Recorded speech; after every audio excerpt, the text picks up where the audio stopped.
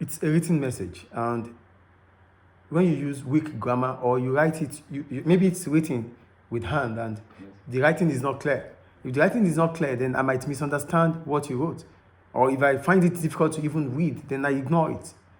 So sometimes students do fail exams, not because they are not intelligent or they don't understand what the question was, but for the fact that they don't write clearly. The examiners might not, have the patience to, to check through, or the examiner finds it difficult to understand the point the writer or the student is writing. Just the same as anyone.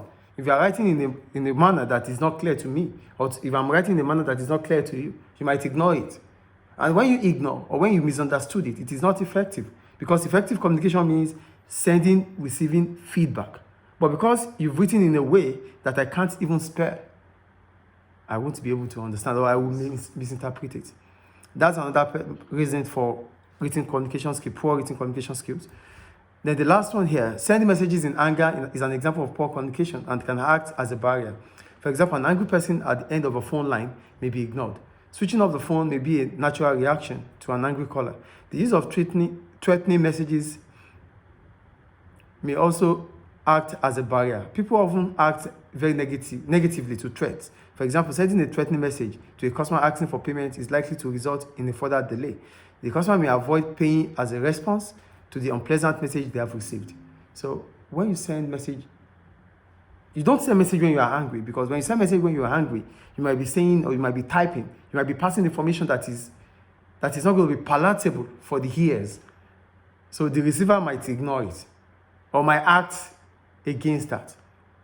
Do you understand? You don't get it? You might be angry, and maybe you have to send a message to your customer who has not paid for a due invoice.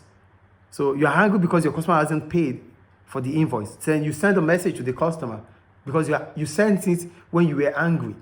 So when the message gets to the customer might see the narrative as being a threat. You are threatening him or her, or he or she felt that the message was too harsh on him or her. As a result, might retaliate against that. Might not even want to pay you. Like, go do your worst. Do you understand? Yeah. So when you are angry, it's better not to even send a message, so that the receiver would not see it as a threat.